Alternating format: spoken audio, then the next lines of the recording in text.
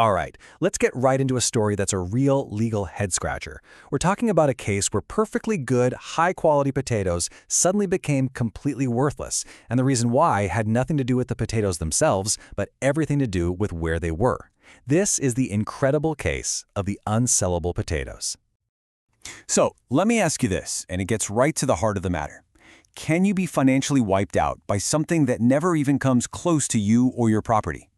I mean, imagine your business is doing great, and then because of something your neighbor does miles away, your income just evaporates. Your stuff is fine, you're fine, but you're facing total financial ruin. Should that neighbor have to pay? Now, this isn't just some made-up scenario. Nope, this exact thing happened to the Perry family. They were potato farmers down in Australia, and their story ended up challenging a very old, very stubborn legal rule. So get this, the Perras have this amazing crop of potatoes, totally healthy, ready to sell. Meanwhile, a company called Apand is running experiments on a nearby farm and, through their own carelessness, they introduce a plant disease into that neighbor's soil. Now, the disease never ever spread to the Perras' farm, but, and this is the killer detail, a state law said you couldn't sell any potatoes grown within 20 kilometers of an infected property. And just like that, poof, their biggest, most profitable market was gone.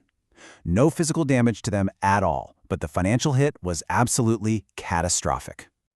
And this is where things get really, really tricky from a legal point of view. You see, the law has always been pretty good at dealing with damage you can see, a car crash, a burnt-down building. But what do you do with this kind of invisible, purely financial harm?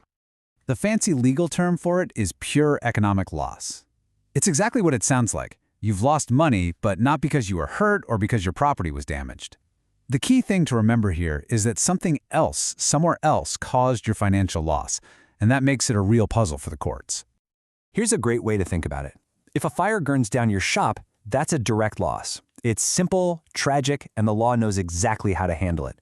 But what if a fire burns down the only bridge that leads to your shop? Your building is perfectly fine, but your business is completely dead in the water because no customers can reach you. That's pure economic loss. You're suffering financially because of damage to something you don't even own. And for the longest time, the courts basically just said, tough luck. They were terrified of opening the floodgates to a never-ending stream of lawsuits.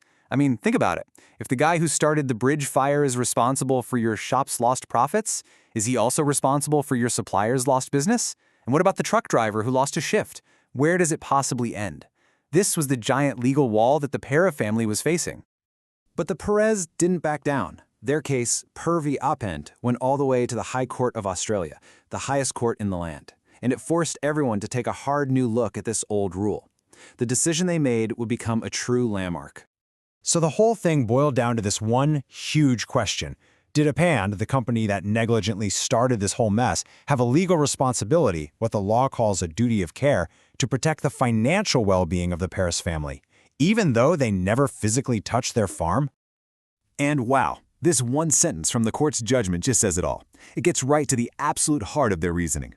The Perra family was completely and utterly powerless. They couldn't build a 20-kilometer shield around their farm. They couldn't just pick up their land and move it. They were totally exposed, completely at the mercy of Apand's actions.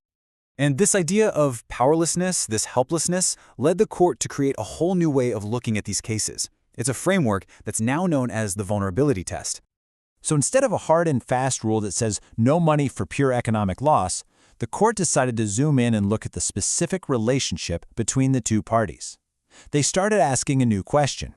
Just how vulnerable was the person who lost all that money? Was there anything they could have done to reasonably protect themselves? The court's logic really broke down into three key parts. First off, Apand knew, or at least they should have known, that playing around with potato diseases could financially wreck nearby farmers who exported their crops.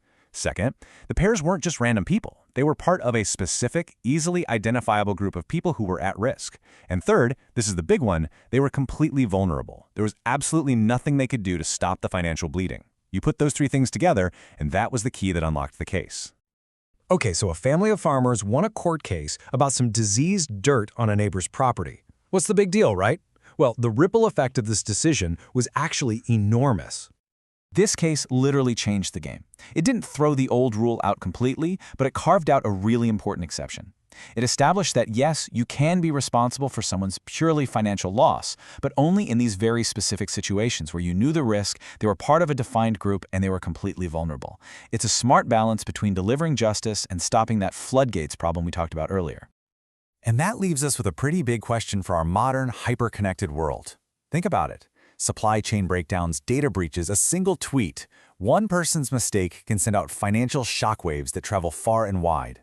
The story of the unsellable potatoes isn't just about farming. It forces us all to ask a really tough question. Today, right now, where does one person's responsibility for another's financial health truly begin, and where does it end?